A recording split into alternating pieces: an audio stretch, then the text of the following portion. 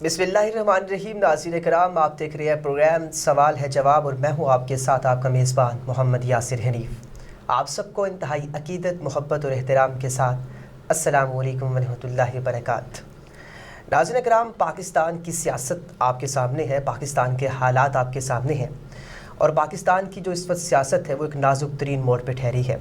पाकिस्तान की इकानमी की बात करें तो वो भी नाजुक तरीन मोड़ पर ठहरी है। इन सब पे बात करने के लिए आज हमारे साथ मौजूद हैं कोकब राठौर साहब, जो न्यूज़ एनालिस्ट हैं, जर्नलिस्ट हैं और सियासत पे कड़ी निगाह रखते हैं। अस्सलाम वालेकुम सर। वालेकुम सलाम, बहुत शुक्रिया यासिर साहब आपका। सर कैसे हैं आप? अल्हम्दुलिल्लाह, अल्लाह का करम। Thank you so much sir for coming here. Sir सबसे पहले बुनियादी सवाल आपसे पूछना चाहूँगा, पाकिस्तान की सियासत को देखते हुए क्या आपको सुबह की नवीद सुनाई दे रही है या तारीकी की तरफ पाकिस्तान की सियासत जा रही है? अच्छा, बिस्मिल्लाहिर्रहमानिर्रहीम।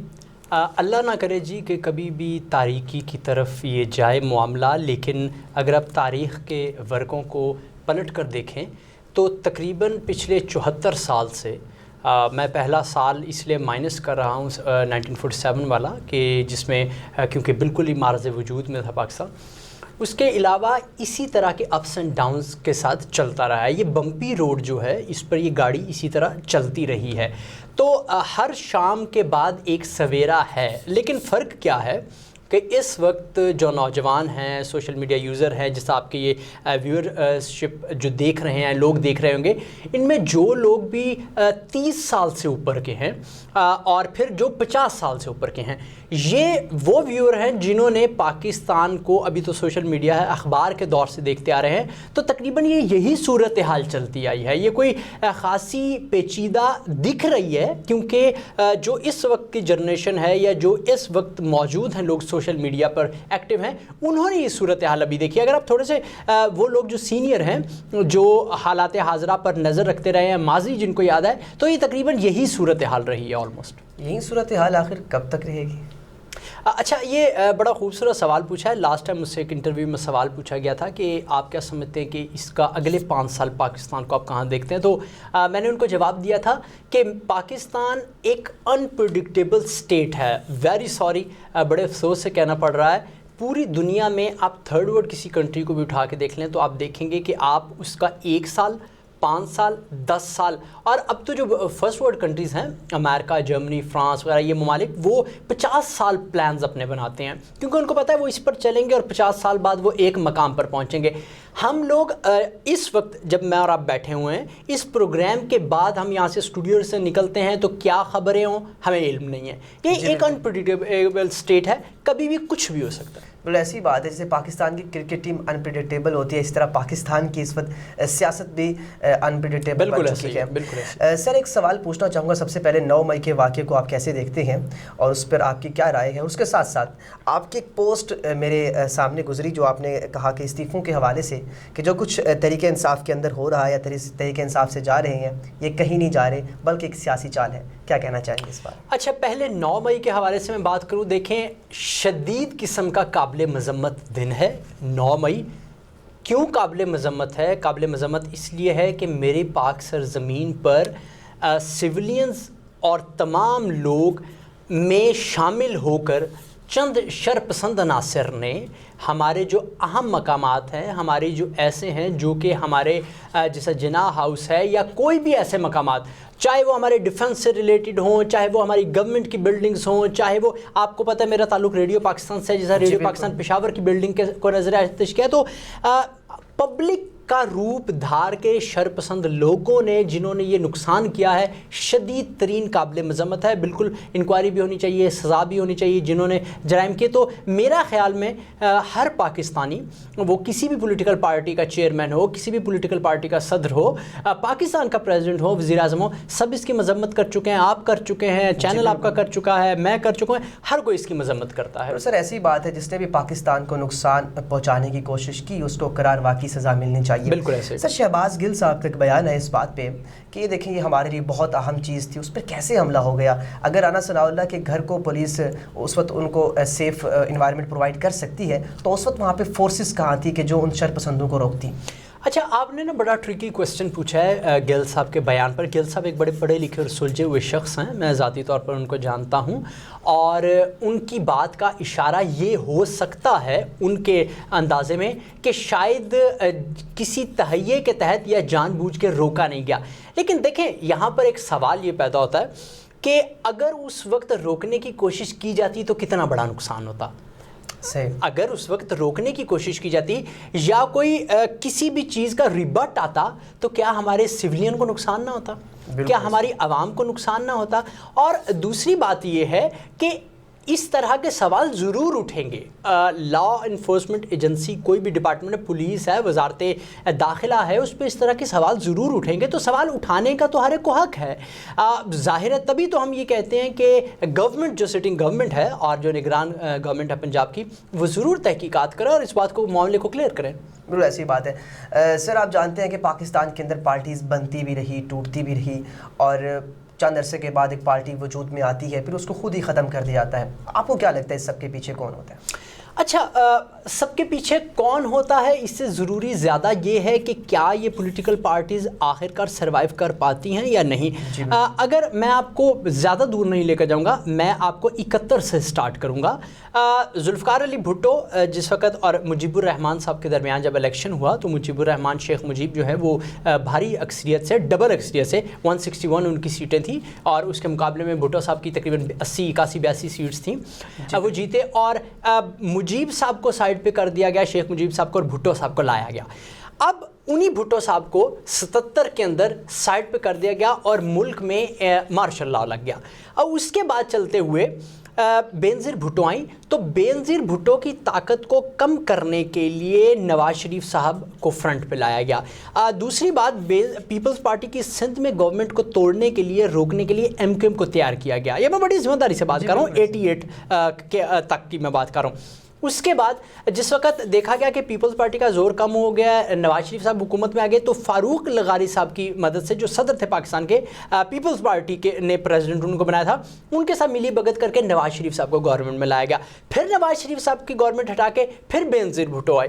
پھر بینظیر بھٹو کے بعد دوبارہ 97 میں نواز شریف صاحب کو لایا گیا, اور پھر اس کے بعد دوبارہ 99 میں مارشل لاء ہو گیا. پھر پیپلز پارٹی آتی ہے 2008 کے اندر. اب پیپلز پارٹی بینظیر کے مرڈر کے فوراً بعد پیپلز پارٹی نے گورنمنٹ اپنی بنا لی. آپ کو یاد ہوگا یوسف رضا گیلانی وغیرہ آئے, اور اس کے بعد کیا کیا گیا کہ تقریباً 2008 سے 2012 میں پیپلز پارٹی کو پھر بہت زیادہ ویک کر دیا گیا. زرداری صاحب کے کچھ نعرے بھی تھے آن ریکارڈ موجود, اس کی وجہ سے پیپلز پارٹی کو ویک کر دیا گیا. اب پیپلز پارٹی کو ویک کرنے کے بعد دوبارہ پاکستان مسلم لیگ نون آئی, اور ادھر پاکستان تحریک انصاف کی 2013 میں گورنمنٹ آ گئی کے پی میں, اور اب 2018 میں خان صاحب کو سپورٹ کر کے لایا گیا, اور اس وقت نون لیگ کو بالکل زمین کے ساتھ لگا دیا گیا. اور اب صورتحال یہ ہے کہ 2021 میں واپس جو نون لیگ اور پیپلز پارٹی کو اسٹیرائڈ لگا کے دوبارہ زندہ کیا گیا, اور اب عمران خان صاحب کو سائڈ لائن کر دیا گیا. اب اس پورے معاملے کے اندر ایک سب سے اہم جو بات آپ کے کانوں سے شاید گزر نہیں پائی, 77 کے بعد جس وقت پیپلز پارٹی کو توڑا گیا تو 3 پیپلز پارٹی بنائی گئی, جس میں حنیف رامے صاحب کی پیپلز پارٹی تھی مساوات, اس کے بعد پیپلز پارٹی پیٹریاٹ تھی جو غلام مصطفیٰ جتوئی صاحب وغیرہ تھے, پیپلز پارٹی پیٹریاٹ مشرف صاحب کے دور میں بنی جو فیصل صالح حیات صاحب وغیرہ نے بنائی. تو اس طرح 3 پیپلز پارٹیز اس وقت بنی تھی اور 1 پیپلز پارٹی مشرف کے دور میں بنی تھی, لیکن ابھی تک پیپلز پارٹی وہاں پر موجود ہے. اور جہاں تک آپ کا سوال ہے کہ یہ کام کون کرتا ہے, تو میں ہمیشہ کہوں گا کہ غیر جمہوری کوئی بھی طاقت ہو, کوئی بھی ملک ہو جو انفورس ہوتا ہے پاکستان کی پولیٹکس کے اوپر, وہ یہ کام کرتا ہے. اچھا سر آپ کو کیا لگتا ہے کہ پاکستان تحریک انصاف کے بھی اسی طرح 3 ٹکڑے ہوں گے؟ پاکستان تحریک انصاف نظریاتی بھی بن چکی ہے, اور اسی طرح پاکستان تحریک انصاف, کیا اس کو بھی ویسے ہی توڑا جائے گا؟ اچھا, بدقسمتی یہ ہے یاسر صاحب کہ ہمارے ملک میں پھر بات وہیں پر میں لاؤں گا, توڑنا تو آسان ہے. جی سر. آپ دیکھ رہے ہیں کل تک ابھی اگر میں ذکر کروں 9 مئی سے 2 یا 3 دن پہلے کی بات ہے, کچھ پاکستان تحریک انصاف کے اہم رہنماؤں سے میری ملاقات ہوئی. یہ وہی رہنما ہیں جو اس وقت چھوڑ کر جا رہے ہیں, الزامات کی بوچھاڑ لگا کے جا رہے ہیں عمران خان صاحب پر بھی, اور بڑا ایک بلنڈر بنا رہے ہیں. یہ انہوں نے مجھے خود ڈائریکٹ طور پر یہ کہا تھا کہ ہم جی لاسٹ ٹائم تک کھڑے ہیں اور ہم ہی کھڑے رہیں گے اور یہ اس طرح. تو بالکل پارٹیز کو توڑا جا سکتا ہے. یہاں پہ سوال یاسر صاحب سب سے بڑا یہ پیدا ہوتا ہے کہ کیا آپ یہ جو اہم لوگ ہیں ان کو توڑ رہے ہیں یا عمران خان کا ووٹ بینک توڑ رہے ہیں؟ جی سر، یہ ایک ایسا کوسچن مارک ہے جو کہ آپ کو ہمیشہ ذہن کے اندر رکھنا ہے. اور میں آپ کو کہوں گا کہ آپ آن گراؤنڈ اتر کے ذرا چیک کر لیں کہ کیا عمران خان کا ووٹ ٹوٹا ہے. ہاں یہ میں کہہ سکتا ہوں کہ سوشل میڈیا کی حد تک یا پبلک آپ کو اس وقت اناؤنس نہیں کرے گی. آپ جا کے کسی سے پوچھیں, مائک لے کر جائیں اور جا کے پوچھیں, واکس پاپس کریں اور پوچھیں کہ جی آپ کس کو ووٹ دیں گے, وہ آپ کو نہیں جواب دے گا. سرویز تو یہی کہہ رہے ہیں کہ 91% تک عمران خان صاحب کی مقبولیت میں اضافہ ہوا ہے جو پہلے 73% تھی. یہ اب آپ کا جو سروے کے سورسز ہیں اسی سے اس بات کا اندازہ کر لیجئے کہ کیا عمران خان صاحب کا اس وقت صورتحال انسان, یہ لوگ جو خاص طور پر جن کو لوگ کہتے تھے الیکٹیبلز. ایک بات یاد رکھیے گا, ویورز بھی مجھے دیکھ رہے ہیں, کہ الیکٹیبل ہمیشہ پبلک ہی بناتی ہے اپنے ووٹ سے کسی شخص کو. اگر وہ یاسر آپ کو کوئی ایم این اے بنانا چاہے گی پبلک اور آپ کو اگلے 30 سال تک ایم این اے چاہے گی تو وہ آپ ہی کو ووٹ دے کر بنائے گی. تو الیکٹیبل تب ہوتا ہے جس وقت پبلک آپ کے ساتھ بہت زیادہ محبت کرتی ہے. تو مجھے نہیں لگ رہا اس وقت کہ اگر پاکستان تحریک انصاف توڑ بھی دی جائے تو کوئی بہت بڑا فرق پڑے گا. اور پہلے ایک سوال آپ نے جو پوچھا تھا کہ میں نے جو پوسٹ کی تھی کہ یہ جو جا رہے ہیں کہیں نہیں جا رہے, میں اس بات پر ابھی تک قائم بھی ہوں. اس کی ریزن یہ ہے کہ آنے والے چند دنوں کے اندر اس کو مہینہ بھی لگ سکتا ہے اور اب الیکشن کے بعد بھی یہ, کیونکہ میری اطلاعات کے مطابق اور تجزیے کے مطابق یہ 2023 کا الیکشن کا سال ہی ہوگا. جب بھی ہو سکتا ہے, ڈیٹ فکس نہیں, لیکن اس کے بہت زیادہ چانسز ہیں. تو یہ یاد رکھیے گا, یہ جو ابھی پولیٹیکل پارٹی چھوڑ کر جا رہے ہیں عین ممکن ہے کہ یہ کہیں بھی نہیں جا رہے, اور اس سے بھی زیادہ یہ ہے کہ یہ واپس آئیں گے. اور یہی پاکستان تحریک انصاف کا نام کچھ بھی ہو سکتا ہے, اس کو بھی ذرا ذہن میں رکھیے گا, تو دوبارہ واپس آ سکتے ہیں یہ. سر آپ جانتے ہیں کہ پاکستان پیپلز پارٹی کو ہمیشہ ایک جمہوری جماعت کہا جاتا رہا اور بار بار جمہوریت کے نعرے لگتے رہے. آپ کے سامنے قمر زمان قاہرہ صاحب کا ایک بیان گزرا ہوگا, انہوں نے کہا کہ ایک ریاست کا یہ ایک حق ہوتا ہے, ایک رائٹ ہوتا ہے کہ وہ تشدد کو استعمال کرے, وہ جمہوری ہتھیار ہوتا ہے. سر اس کیا ہم یہ سمجھیں کہ اگر پاکستان تحریک انصاف کی حکومت آ جاتی ہے تو پھر اگر وہ بھی ان کے ساتھ یہی کچھ کرے تو اس وقت پیپلز پارٹی کا یہی موقف رہے گا؟ اچھا, سب سے پہلے تو یہ بات ہے کہ قاہرہ صاحب منسٹر رہے ہیں اطلاعات و نشریات کے. میں قاہرہ صاحب کو جتنا میں جانتا ہوں, میں ان سے اس طرح کے بیان کی توقع نہیں کر سکتا. اس کی سب سے بڑی وجہ یہ ہے کہ یہ کوئی سلجھا ہوا شخص جو پبلک کے اندر جائے, اس کو اس طرح کے بیانات سوٹ نہیں کرتے. تو قاہرہ صاحب نے, کیونکہ ابھی مجھے آپ نے بتایا کہ قاہرہ صاحب نے اس طرح کے الفاظ استعمال کیے, تو قاہرہ صاحب سے میں یہ ضرور پوچھوں گا جب بھی میری ملاقات ہوگی, یا اگر وہ اس کو دیکھیں گے پروگرام کو, تو وہ ضرور اس بات کا جواب دیں کہ پوری دنیا کے اندر یہ قانون ہے, یہ لا کی پوائنٹ سے یاسر میں آپ سے بات کر رہا ہوں, کہ جتنی فورس اگلا انسان یوز کرے اس کو روکنے والا اتنی ہی فورس یوز کرے. اور اسٹیٹ کے لیے یہ قانون ہے کہ اگر پبلک فورس یوز کر رہی ہے تو اسٹیٹ اسے کم فورس یوز کرے. مثال میں آپ کو دیتا ہوں, اگر پبلک کے ہاتھ میں لکڑی کے ڈنڈے ہیں تو اس کا یہ مطلب نہیں ہے کہ آپ اسٹین گن لیں اور ان کو گولی مار دیں. اسٹیٹ کے پاس پورے اختیارات ہوتے ہیں, وہ ان کو چاہتے ہیں کہ معاملہ کم کیا جائے کیونکہ ہلڑ بازی نہ مچے. تو جس طرح قاہرہ صاحب فرما رہے ہیں, اور مجھے بہت افسوس ہوا ہے اگر اس طرح کے ان کے بیانات ہیں, اس طرح کے ان کے الفاظ ہیں, یہ ایک جمہوری شخص جس نے ووٹ لینا ہے اس کے یہ سوال, اس کے یہ الفاظ, اس کے یہ چناؤ, اس کے یہ جملے ہو ہی نہیں سکتے کسی طرح. سر ایک طرف عمران خان صاحب کہہ رہے ہیں کہ میں آئندہ آنے والے دنوں میں بڑے بڑے سرپرائز دے سکتا ہوں, اور دوسری طرف یہ بھی باز گشت ہے کہ عمران خان صاحب پر پابندی یا ان کو نااہل کیا جا سکتا ہے. ایک قانون کے طالب علم ہونے کی حیثیت سے آپ کیا کہیں گے؟ اچھا دیکھیں, پاکستان میں نااہل کرنے کی بھی بہت سی مثالیں موجود ہیں. جس طرح یوسف رضا گیلانی ہوئے, اس کے بعد پھر میاں محمد نواز شریف صاحب ہوئے, اور اس کے بعد جہانگیر ترین جو ایم این اے تھے اس وقت وہ ہوئے. اب یہ جو تمام چیزیں ہیں نااہلی کے حوالے سے, میرا پھر سوال یہیں پر ہے, آپ یوز آف فورس سے, یوز آف لا سے آپ کسی کو نااہل کر سکتے ہیں, لیکن سوال یہ ہے کہ کیا آپ اس شخص کو بڑا ڈیمیج دے پائیں گے؟ اور بڑا ڈیمیج کسی سیاستدان کا کیا ہوتا ہے؟ اچھا یاد رکھیے گا ایک میری بات, اس بات کو کیلکولیٹ کبھی مت کیجیے گا کہ کیا وہ دوبارہ پرائم منسٹر بن سکتے ہیں کہ نہیں، اس کو بھول جائیں آپ بات کو. یہ بات ایک علیحدہ چیز ہے، یہ ایک علیحدہ سوال ہے. یہ بھی چھوڑ دیں کہ کیا وہ 2/3 اکثریت ہے ہوگی کہ نہیں. سوال یہاں پیدا یہ ہوتا ہے کہ کیا پاکستان کے لوگوں کو ذوالفقار علی بھٹو کے بعد کوئی ایک ایسا شخص تو نہیں کہیں مل گیا جو اگلے 100 سال تک جس کا نام زندہ رہے گا. یہ بہت امپورٹنٹ سوال ہے. تو میرا جتنا تک خیال ہے کہ بین کر بھی دیا جائے تو میرا نہیں خیال کہ اللہ تعالیٰ ان کو زندگی دے جی، لیکن یہ ہے کہ میرا نہیں خیال کہ کوئی بہت بڑا ڈینٹ پڑ پائے گا عمران خان صاحب کی پرسنالٹی کو. اچھا سر، آپ کشمیر سے آپ کا تعلق ہے اور کشمیر کی سیاست پر بھی آپ کی نظر ہے. اس وقت کشمیر کے اندر کوئی اسپیکر نہیں ہے، کوئی کابینہ نہیں ہے، اور اس کے ساتھ ساتھ پاکستان تحریک انصاف کی حکومت ہوتی ہے، یکدم ہٹا دی جاتی ہے، اور اب پھر ملاقاتیں پاکستان مسلم لیگ کاف کے ساتھ جاری ہیں تنویر الیاس صاحب کی، اور اس وقت جماعت اسلامی کے ساتھ کل سراج الحق سے آپ کا بھی رابطہ ہوا، آپ کی ملاقات ہوئی. کیا دیکھ رہے ہیں کشمیر کی سیاست کو، آپ کی کس نگاہ سے دیکھ رہے ہیں؟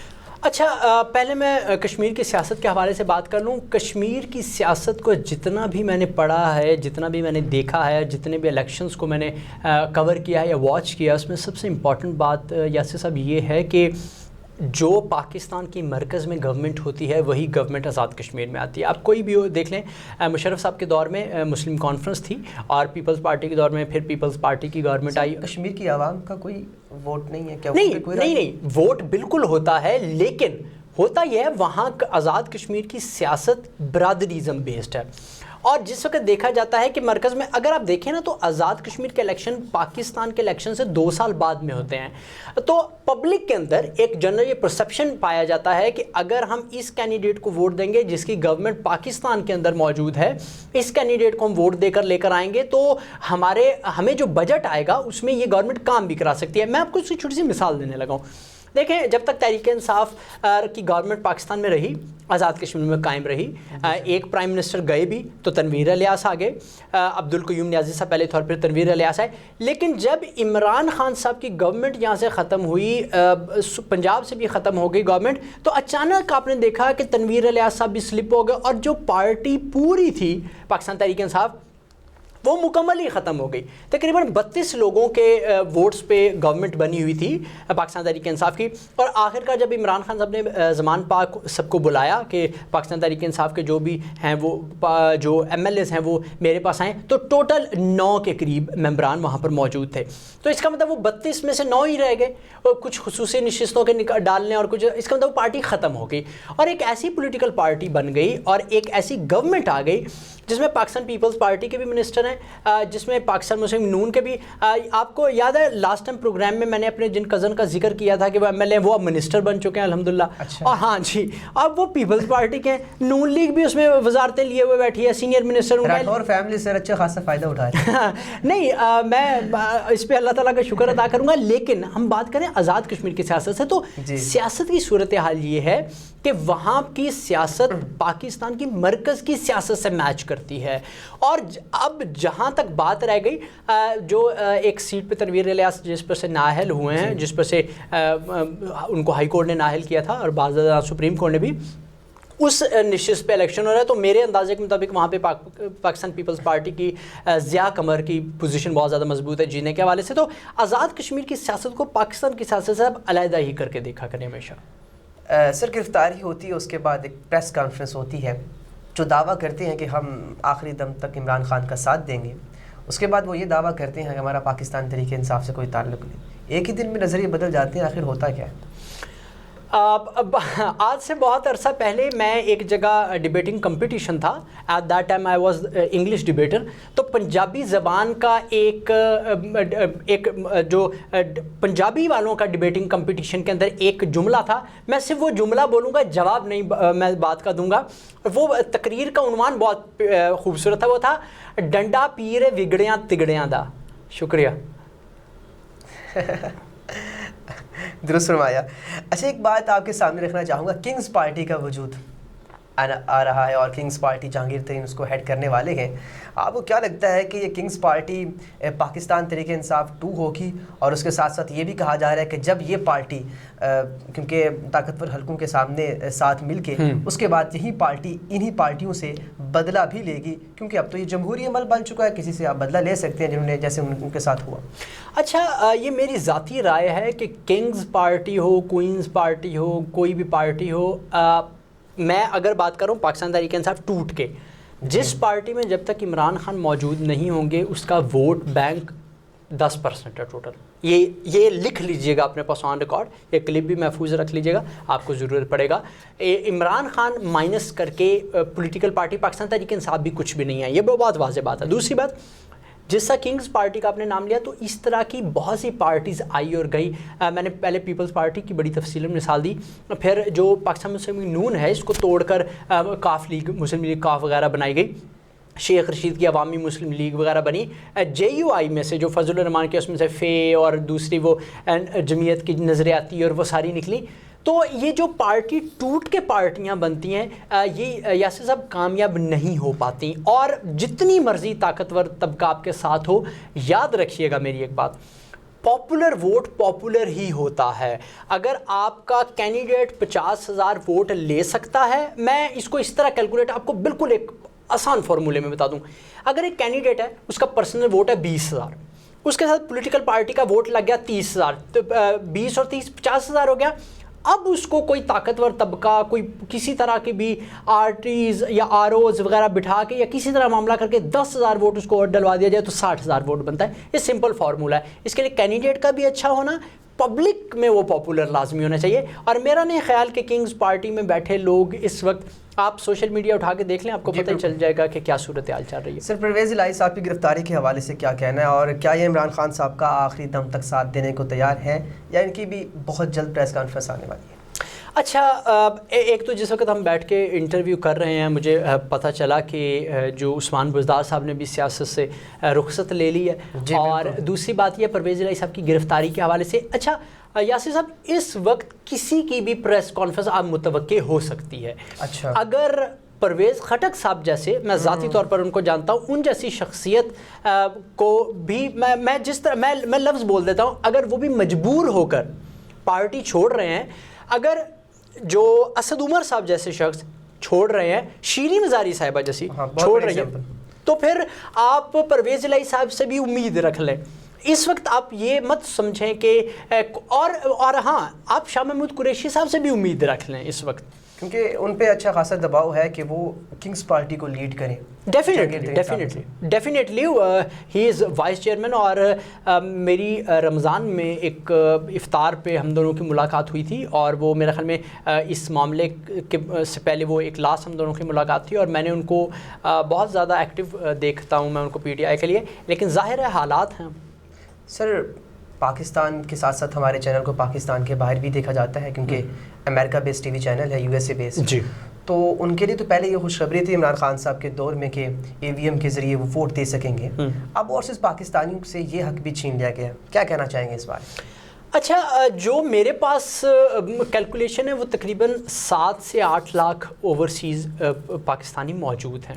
اچھا، اب اتنی بڑی تعداد میں اوورسیز کے اندر جب آپ اپنے محکمہ ایجوکیشن یا کسی بھی ڈپارٹمنٹ کے، ایون کہ پاکستان آرمی کے بھی آپ ووٹ کاسٹ کرواتے ہیں، تو ظاہر ہے وہ لوگ ہوتے ہیں آن ڈیوٹی بھی ہو کے وہ ووٹ کاسٹ کرتے ہیں. بالکل. تو اسی طرح اگر آپ اوورسیز کو لے لیں، اوورسیز کا ووٹ بڑا ایک ٹرننگ ووٹ ہے. لیکن مجھے اچھی طرح یاد ہے، آپ کو بھی اس بات سے آگاہی ہوگی کہ جب ای وی ایم متعارف کروایا گیا تھا اور جب اوورسیز کو حق دیا گیا، اللہ جنت نصیب کرے، عامر لیاقت صاحب موجود تھے، اور وہ ایک ٹاک شو کے اندر جب ان سے سب نے پوچھنا شروع کر دیا تھا کہ اوورسیز پر کیوں آپ ان کو حق دے رہے ہیں، تو عامر لیاقت صاحب نے کہا تھا کہ مجھے پتا ہے کہ آپ سارے یہ سوچ رہے ہیں کہ اوورسیز سارے پاکستان تحریک انصاف کو ووٹ کاسٹ کریں گے، تو اس وجہ سے ان کا وہ راستہ روکا جا رہا تھا اوورسیز کا. تو ڈیفینیٹلی جو اسپائنل کارڈ ہے ملک کی معیشت کی، اکانومی کے، وہ تو سوال تو اٹھائیں گے، وہ آپ سے سوال تو کریں گے کہ اگر ہمارے فنڈز سے، ہمارے پیسے آنے سے ہماری جو ٹرانزیکشن ہونے سے ملک کو فائدہ ہو رہا ہے، اکانومی کو فائدہ ہو رہا ہے، تو اب ہم سے ووٹ چھین کر ہم سے حق کیوں چھینے؟ ہم یہاں سے 3 لاکھ 4 لاکھ روپے کی ٹکٹ لے کر ووٹ ڈالنے کے لیے تو مشکل ہوگا، بلکہ ممکن ہی نہیں ہوتا جو ان حالات میں اس وقت۔ تو یقیناً یہ ان میں غصہ تو ہوگا اور غلط ہے، میں سمجھتا ہوں یہ قابل مذمت ہے۔ سر آپ نے پاکستان کی اکانومی کی بات کی اور پاکستان کی پولیٹیکل جو انسٹیبلٹی ہے اس کی بھی بات کر رہے ہیں۔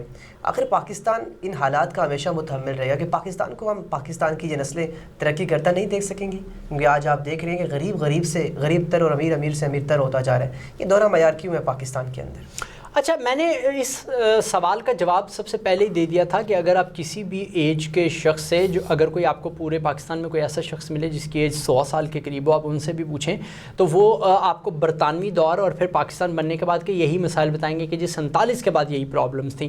آپ 50 سال والے سے بھی پوچھیں سیم ہے، آپ 10 سال کے اس وقت بچے سے بھی پوچھیں تو سیم ہی نتائج آپ کو بتائیں گے وہ کہ جی حالات ہی ایسے ہیں، مہنگائی بہت زیادہ ہے، غربت بہت زیادہ ہے۔ تو یہ دیکھیں، ہم لوگ ایک آپٹومسٹ ہو کر، ہم لوگ ایک نیک نیت ہو کر، ہم لوگ ایک مستقبل کو روشن دیکھنے کے لیے، میں کبھی یہ نہیں کہوں گا کہ ہمیں کوئی اس طرح مایوس ہونا چاہیے، کبھی ایسا نہیں کرنا چاہیے۔ ہمیں روشن کل ہی دیکھنا چاہیے، ہمیں اس کے لیے کوشش کرنی چاہیے، لیکن ہمیں ریئلسٹک بھی تو ہونا چاہیے۔ ہمیں دیکھنا چاہیے کہ دیکھیں، آپ نے یہاں سے اسلام آباد جانا ہو اور آپ کے پاس ٹکٹ فیصل آباد کو، آپ اسلام آباد تو نہیں پہنچ سکیں گے نا، آپ فیصل آباد ہی جائیں گے اور اس رخ منہ کر کے چلتے جائیں تو آگے ہی جاتے جائیں گے۔ تو اس وجہ سے ہمیں کم سے کم ٹریک بھی صحیح چننا چاہیے اس کے لیے۔ بالکل سر، ایسی بات ہے۔ تھینک یو سو مچ سر، آپ نے ٹائم دیا۔ اللہ تبارک و تعالیٰ آپ کو خوش رکھے، سلامت رکھے، پیوندہ رہ شجر سے امید بہار رکھ۔ ناظرین کرام، اللہ تبارک و تعالیٰ پاکستان کی خیر فرمائے، پاکستان کے لوگوں کی خیر فرمائے، پاکستان کی آرمی کی خیر فرمائے اور پاکستان کے لوگوں کی خیر فرمائے۔ اپنے میزبان محمد یاسر حنیف کو اجازت دیجیے، اللہ نگہبان۔